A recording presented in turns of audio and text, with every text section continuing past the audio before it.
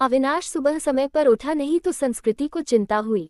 उसने अविनाश को उठाते हुए उसके माथे पर हाथ रखा। माथा तप रहा था। संस्कृति घबरा उठी। अविनाश को तेज बुखार था। 2 दिन से वह खांस भी रहा था। संस्कृति ने कल इसी वजह से उसे ऑफिस जाने से मना कर दिया था, मगर आज तेज बुखार भी था। उसने जल्दी से अविनाश को दवा खिलाकर माथे पर ठंडे पानी की पट्टी रखी। संस्कृति और अविनाश की शादी को अभी ज्यादा वक्त नहीं गुजरा था। 2 साल ही हुए थे। पिछले साल तक सास ससुर साथ में रहते थे, मगर कोरोना में संस्कृति की जेठानी की मौत हो गई तो सास ससुर बड़े बेटे के पास रहने चले गए। उसके बाद कोरोना का प्रकोप बढ़ता ही गया। पिछले कुछ समय से टीवी चैनल्स पर दिल्ली के अस्पतालों में कोरोना से जूझने वालों की हालत देखकर वह वैसे भी परेशान थी। कहीं वेंटिलेटर नहीं तो कहीं ऑक्सीजन नहीं। मरीजों को अस्पतालों में बेड तक नहीं मिल रहा था। ऐसे में अब उनका क्या होगा, ये सोचकर ही वह कांप उठी।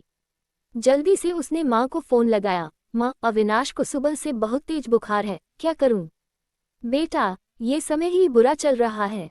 राजू भी कोरोना पॉजिटिव है, वरना उसे भेज देती। हम खुद उसकी देखभाल में लगे हुए हैं।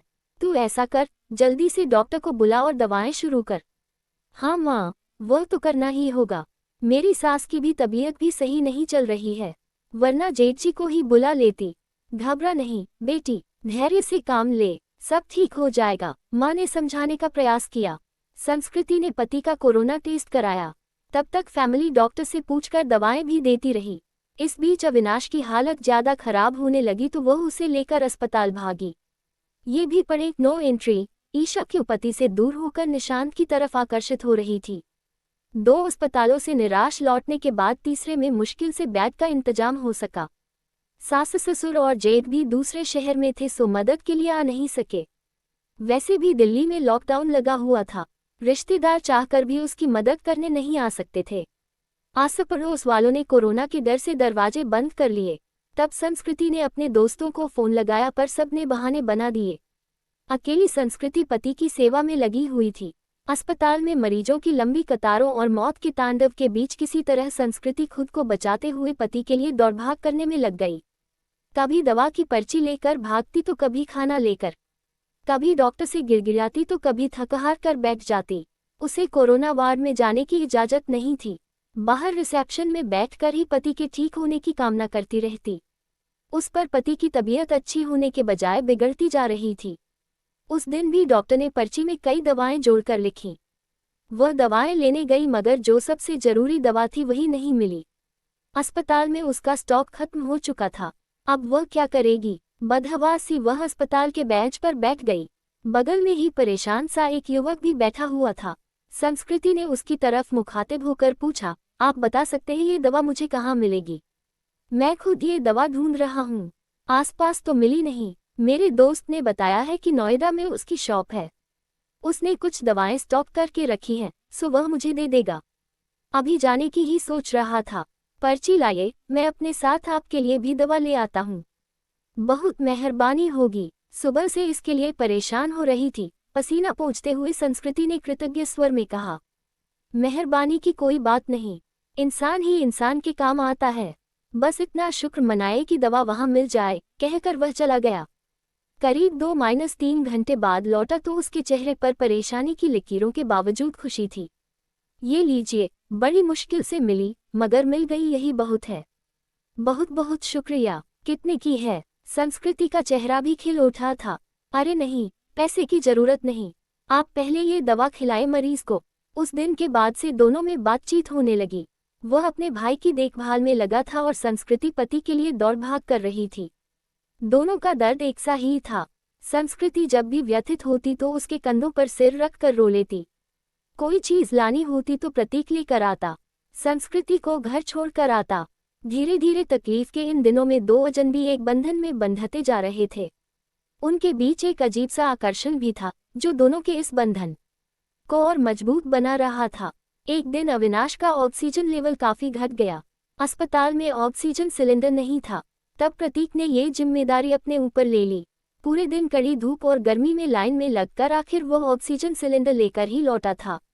उस दिन संस्कृति ने पूछा था, आप मेरे लिए इतना कुछ कर रहे हैं, इतना ख्याल रखते हैं, मगर क्यों? मैं तो आपकी कुछ भी नहीं लगती। फिर बताओ न, ऐसा क्यों कर रहे हो? पहली बात, हर क्यों का जवाब नहीं होता, और दूसरी बात, हम दोनों हमसफर नहीं है तो क्या हुआ, हमदर्द तो है ना। आपके दर्द को मैं बहुत अच्छे से महसूस कर सकता हूँ। आपकी तकलीफ देखकर मुझे दुख होता है। बस किसी भी तरह आपकी मदद करना चाहता हूँ। एक अनकहा सा मगर मजबूत साथ महसूस कर वह गमों के बीच भी मुस्कुरा उठी थी। धीरे धीरे अविनाश की तबीयत और भी बिगड़ गई और उसको वेंटिलेटर पर रखना पड़ा। अस्पताल में वेंटिलेटर्स की भी कमी थी। कई वेंटिलेटर्स खराब हो गए। बदहवास सी संस्कृति ने प्रतीक को फोन लगाया तो पता चला कि उसके भाई को भी कहीं और शिफ्ट करने की नौबत आ गई है। आप चिंता न करो संस्कृति जी, मैं अपने भाई को जिस अस्पताल में लेकर जा रहा हूँ, आपके पति को भी वहीं लेकर चलता हूँ। वहाँ वेंटिलेटर की सुविधा है और डॉक्टर्स भी अच्छे हैं। प्रतीक ने उसे ढांढस बंधाया और फिर जल्दी ही शिफ्टिंग की सारी व्यवस्था करा दी। शाम में सब निबट गया तो प्रतीक का हाथ पकड़कर रुंधे गले से संस्कृति इतना ही कह सकी, आप नहीं होते तो पता नहीं क्या होता। मैं नहीं होता तो कोई और होता। अच्छे लोगों की मदद के लिए कोई ना कोई आ ही जाता है। ऐसा नहीं है प्रतीक जी, मैंने अपने दोस्तों, पड़ोसियों और परिचितों सबको देख लिया। इस कठिन समय में कोई भी मेरे साथ खड़ा नहीं। केवल आप हैं जिसे 4-6 दिन पहले तक मैं जानती भी नहीं थी। आज लगता है ऐसे आपके बिना रह ही नहीं सकती। उसकी बात सुनकर प्रतीक ने एक अलग ही नजर से संस्कृति की तरफ देखा और फिर मुस्कुरा कर चला गया। संस्कृति के दिल में अजीब सी बेचैनी होने लगी। वह सोचने लगी कि प्रतीक का साथ इस परेशानी के समय में भी कितना सुकून दे जाता है। अस्पताल में मरीजों के रिश्तेदारों की भागदौड़ और परेशानियों के बीच भी चंद लम्हे वह केवल प्रतीक के बारे में सोचती रह गई। इसी तरह 2-3 दिन और गुजरे। अविनाश की हालत काफी गंभीर थी। फिर एक दिन सुबह सुबह संस्कृति को सूचना मिली कि उसके पति की मृत्यु हो गई है। एक पल में संस्कृति को लगा जैसे वह अधूरी रह गई। उसका सब कुछ छिन गया है। प्रतीक ने जितना हो सका उसे धैर्य बंधाया। कोरोना की वजह से वह पति के शव को घर भी नहीं ला सकती थी। लॉकडाउन लगा हुआ था, घर वालों का आना भी कठिन था। ऐसे में उसे समझ नहीं आ रहा था कि पति को अंतिम विदाई कैसे दे। ये भी पड़े उसके हिस्से की जूठन, क्यों निखिल से नफरत करने लगी कुमुद। इस वक्त भी प्रतीक ही उसके काम आया। मुश्किल की इस घड़ी में सबसे पहले उसने संस्कृति को शांत कराया, फिर उसके पति को शमशान तक ले जाने का सही से इंतजाम कराया। संस्कृति के साथ वह शमशान तक गया, फिर संस्कृति को उसके घर छोड़ने आया। संस्कृति लगातार रो रही थी, उसके हाथ पैर कांप रहे थे। प्रतीक समझ रहा था कि उसकी तबीयत खराब है। वह अकेली है, सो अपने खाने पीने को लेकर लापरवाह रहेगी तो और तबीयत खराब होगी। तब प्रतीक ने हाथ पैर धोकर और कपड़े बदलकर उसकी रसोई में प्रवेश किया और सबसे पहले चाय बनाई। संस्कृति के साथ खुद भी बैठकर उसने चाय पी। फिर संस्कृति को नहाने भेजकर खुद दाल चावल बनाने लगा। संस्कृति को खाना खिलाकर उसके लिए सब्जी, फल, दूध आदि का इंतजाम कर और सांत्वना देकर वह वापस लौट गया। 2-3 दिनों बाद जब संस्कृति थोड़ी सामान्य हुई और पति की मौत के सदमे से उभरी तो उसे प्रतीक की याद आई। प्रतीक उसके लिए अपनों से बढ़कर बन चुका था, मगर उसे पता नहीं था कि वह कहाँ रहता है, क्या जॉब करता है। बस एक फ़ोन नंबर था। उसने फ़ोन मिलाया तो नंबर बंद आ रहा था। संस्कृति घबरा उठी। वह प्रतीक से संपर्क करना चाहती थी मगर ऐसा हो ना सका। 2-3 घंटे वह लगातार फ़ोन ट्राई करती रही मगर फ़ोन बंद ही आ रहा था। अब उससे रहा नहीं गया।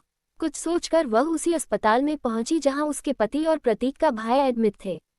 वह रिसेप्शन एरिया में घूम कर प्रतीक को खोजने लगी क्योंकि अक्सर दोनों वहीं बैठे होते थे। फिर वह उसे खोजती हुई कैंटीन में भी गई। हर तरफ चक्कर लगा लिया मगर प्रतीक कहीं नजर नहीं आ रहा था। थककर वह वापस रिसेप्शन में आकर बैठ गई और सोचने लगी अब क्या करे।